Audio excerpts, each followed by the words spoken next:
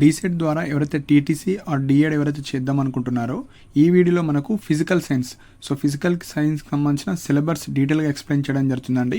So ఎన్ని topics ఉన్నాయి, ఆ టాపిక్స్ నుంచి ఎలాంటి టైప్ ఆఫ్ క్వశ్చన్స్ వస్తాయి అవి మాత్రమే ఎక్స్ప్లెయిన్ చేయడం జరుగుతుంది. సో మెయిన్గా మనకు ఫిజికల్ సైన్స్ అంటే కంప్లీట్గా ఫిజిక్స్ ఉంటుంది ప్లస్ కెమిస్ట్రీ ఉంటుంది. సో రెండు కలిపి 10 మార్క్స్ మాత్రమే ఉంటుందండి. సో ఫిజిక్స్ నుంచి అడుగుతారు, కెమిస్ట్రీ నుంచి రెండు. సో మనకు స్కూల్లో మనకు సపరేట్గా ఏమి ఉండదు. ఫిజికల్ సైన్స్ అంటే both physics and chemistry. So కంప్లీట్గా ఒక 36 టాపిక్స్ ఉన్నాయి రెండు కలిపి. సో ఇక్కడ ఎందుకు 36 ఎక్కువ ఉన్నాయంటే ఇక్కడ ఫిజిక్స్ ప్లస్ కెమిస్ట్రీ కాబట్టి ఒక అప్రాక్సిమేట్లీ 15+15 కొన్ని ఎక్స్ట్రా టాపిక్స్ ఉంటాయి. అవి చదువుకుంటే మీకు 10 మార్క్స్ అయితే ఈజీగా వస్తాయి. సో ఇప్పుడు ప్రతి టాపిక్ ఎలాంటి టాపిక్స్ అడుగుతున్నారో అవి చెప్తాను. సో ఫస్ట్ పాయింట్ వచ్చేసి మనకు reflection of light at curved surfaces. So ఇది ఒక టాపిక్. సెకండ్ వచ్చేసి మనకు కెమికల్ ఈక్వేషన్స్. సో ఇందులో మనకు ఫిజిక్స్ ప్లస్ కెమిస్ట్రీ రెండు కంబైన్డ్గా ఉన్నాయి. సో ఫస్ట్ నేను ఏవైతే ఇవి అప్ టు 12 చాప్టర్స్ ఉన్నాయి, ఈ 12 చాప్టర్స్ ఫస్ట్ చూసుకోండి.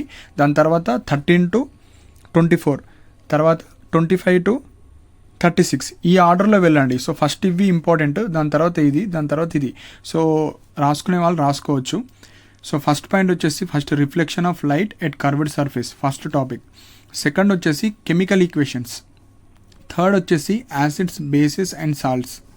Fourth refraction of light at curved surfaces. Fifth వచ్చేసి human eye and colourful world. Sixth structure of atom. Seventh classification of elements, periodic table. So periodic table ఉంటుంది కదండి, elements అవన్నీ వాటి గురించి అడుగుతారు. Next eighth chemical bonding. Ninth electric current. 10th electromagnetism. 11th principle of metallurgy. 12th carbon and its compounds. So first ఇవి వచ్చేసి మనకు 10th క్లాస్కి సంబంధించిన టాపిక్స్. సో ఫస్ట్ ఇవి ప్రిపేర్ అవ్వండి. సో మనకు physical science. So physical science వచ్చేసి మనకు 8th, 9th, 10th ఇందులో ఉంటుంది. So physical science. సో ఇవన్నీ 8th, 9th, 10th ఎక్కడి నుంచి అన్న అడగవచ్చు. సో సిలబస్ వచ్చేసి physical science 8th, 9th, 10th నుంచి అడుగుతారు. సో నెక్స్ట్ వచ్చేసి 13th matter around us. So matter గురించి అడుగుతారు. Next 14th motion. 15th వచ్చేసి laws of motion. 16th refraction of light at plane surfaces. 17th gravitation. 18th is matter pure, దాని గురించి అడుగుతారు కొన్ని questions. 19th atoms, molecules and chemical reaction. 20 floating bodies. 21 what is inside the atom. సో యాటంలో ఉన్న elements కావచ్చు వాటి గురించి స్ట్రక్చర్ గురించి అడుగుతారు. 22 work and energy. 23 heat. 24 sound. So ఇవి నెక్స్ట్ ప్రియారిటీ ఇవ్వండి. సో ఫస్ట్ ఇవి చదివిన తర్వాతనే ఇవి చదవండి. సో 25th వచ్చేసి ఫోర్స్. 26th వచ్చేసి మనకు friction. 27 synthetic fibres and plastic. 28 metals and non metals. 29 sound. 30 reflection of light by plane surfaces. 31 coal and petroleum. 32 combustion fuels and flames. 33 electrical conductivity of liquids. 34 some natural phenomenon. So మనకు text బుక్లో కొన్ని natural phenomenons ఉంటాయి, అవి కూడా మీరు చదవాలి. So కొన్ని basic questions అడుగుతారు. 35 stars and solar system. 36 graphs of motion. So కంప్లీట్గా మనకు 36 టాపిక్స్ ఉన్నాయండి. కంప్లీట్గా 36 టాపిక్స్లో ఫస్ట్ ఇవి ఏవైతే ఫస్ట్ 12 చెప్పానో ఫస్ట్ ఇవి ఫోకస్ చేయండి. ఇవి అవ్వగానే నెక్స్ట్ ఈ సెకండ్ 24 తర్వాత ఇవి చూసుకోవచ్చు.